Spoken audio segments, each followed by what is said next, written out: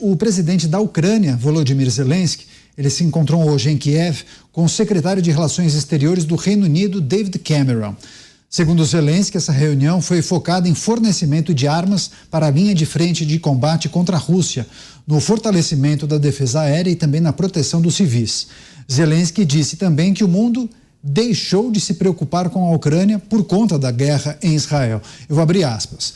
O mundo não está tão focado na situação do campo de batalha na Ucrânia e esta divisão do foco realmente não ajuda, fecho aspas. Vamos fazer um rápido giro com os nossos comentaristas. Vamos começar com o Roberto Mota. Mota, briga por protagonismo em meio a uma guerra que acontece no leste europeu, mas também no Oriente Médio. O quanto a Ucrânia perde com uma guerra que acontece simultaneamente àquela que é travada no leste europeu? Essa é uma pergunta muito difícil de responder, Daniel, porque o cenário internacional atual desafia a nossa capacidade de acompanhar os acontecimentos e de interpretar o que está acontecendo. Só para mencionar um elemento dessa complexidade, há poucos dias foi divulgado na imprensa internacional um relatório que dizia que a culpa da explosão daquele gasoduto chamado Nord Stream, que leva gás da Rússia para a Alemanha e passa pelo fundo do Mar Báltico, que a explosão tinha sido obra de uma equipe de forças especiais da Ucrânia, enquanto a maioria das pessoas achava que tinha sido obra dos próprios russos. E parece, para complicar mais ainda essa situação, que esse ato de sabotagem, de ataque, né, porque ele cortou 3 dos 4 tubos que levam o gás da Rússia para a Europa. Então, criando uma situação de insegurança energética muito grande. E parece, segundo essas fontes, que foi uma operação da qual o Zelensky não tinha tomado conhecimento.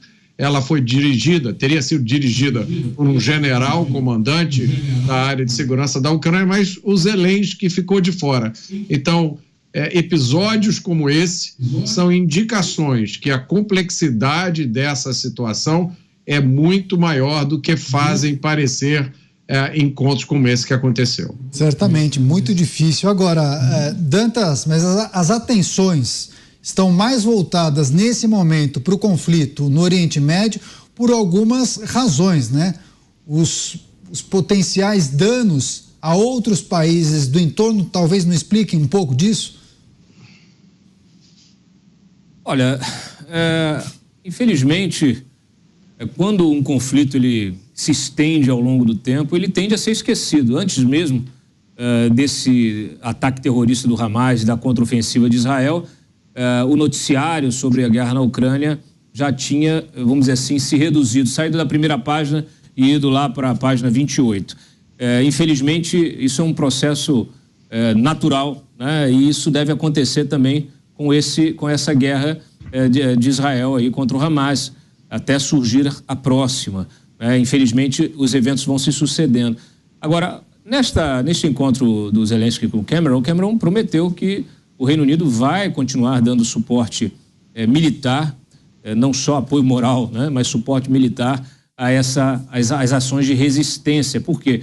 Porque eles sabem também que se abandonarem a Ucrânia vai acabar perdendo uma guerra que acabou chegando também num ponto de equilíbrio, né? A Rússia, ela não teve condições, né, de submeter o seu rival, né, do ponto de vista militar. Muito pelo contrário, teve de recorrer até a terceiros países também para obter apoio. E essa é uma questão hoje que está sendo debatida lá nos Estados Unidos, está sendo debatida na ONU. É preciso que os países que hoje dão apoio militar à Rússia, eles sejam penalizados, sejam sancionados de alguma maneira. Isso inclui o próprio Irã, que fornece mísseis balísticos e drones.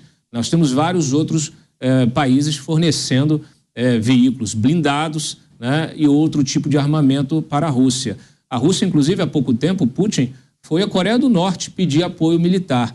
Isso mostra que a potência militar russa, ela não é tão potente assim, né? Tirando ali, naturalmente, a potência militar, a potência nuclear, para uma guerra convencional, ela não tem tanto, vamos dizer assim, tanta força como se esperava. Então acaba sendo realmente aí uma guerra de nervos que ela passa a acontecer com esses apoios internacionais aos dois, vamos dizer assim, os dois atores desse conflito. Naturalmente que a gente sabe que a Rússia invadiu um Estado soberano, então ela provocou essa guerra e ela não foi penalizada, não foi de nenhuma maneira sancionada, né? Infelizmente a gente tem visto o Putin, claro, lá no TPI sofreu uma penalização, mas ele não precisa estar visitando os Estados Unidos como fez o Xi Jinping agora com Biden, né? Então essa é a situação atual. Infelizmente essa dinâmica também da cobertura da mídia e do próprio interesse das relações internacionais vai sendo substituído pelo próximo conflito. A guerra no Oriente Médio, o impacto da ajuda do Ocidente à Ucrânia e a insatisfação de Volodymyr Zelensky, presidente da Ucrânia, que disse: o mundo deixou de se preocupar com o conflito entre Ucrânia e Rússia. Zé Maria. Eu sempre conversei aqui com generais brasileiros analisando a guerra da Ucrânia, que eu não gosto de chamar de guerra, nem uma invasão da Rússia na Ucrânia, e um dos destaques é a ideia de que na Ucrânia se mostrou que o passado não eliminou guerras desse tipo. Ninguém imaginava mais guerra com trincheiras, com tanques, achava que a guerra seria diferente. Mas, por outro lado, um fenômeno novo teria aparecido. Era essa guerra de comunicação. Aquela frase do Zelensky no início, né, que ofereceram a ele a possibilidade de asilo e de uma transferência, um avião para que ele fugisse da Ucrânia, e ele respondeu de uma maneira muito performática, né? Eu não preciso de uma carona, eu preciso de armas e munição. Isso pegou forte. E aí decidiu o mundo que o Zelensky estava com razão e inaugurou-se uma guerra muito forte de comunicação. Sempre existiu, é comum em guerras. Eu me lembro lá em São João del Rei do museu da FEB, da Força Expedicionária Brasileira, panfletos mostrando brasileiros de muleta, chamando brasileiros de cobra, ou seja, era uma fake news, era uma guerra de comunicação também, já naquela época, em que se jogava de aviões, panfletos e tal. Então a comunicação sempre andou ali entre as armas de guerra.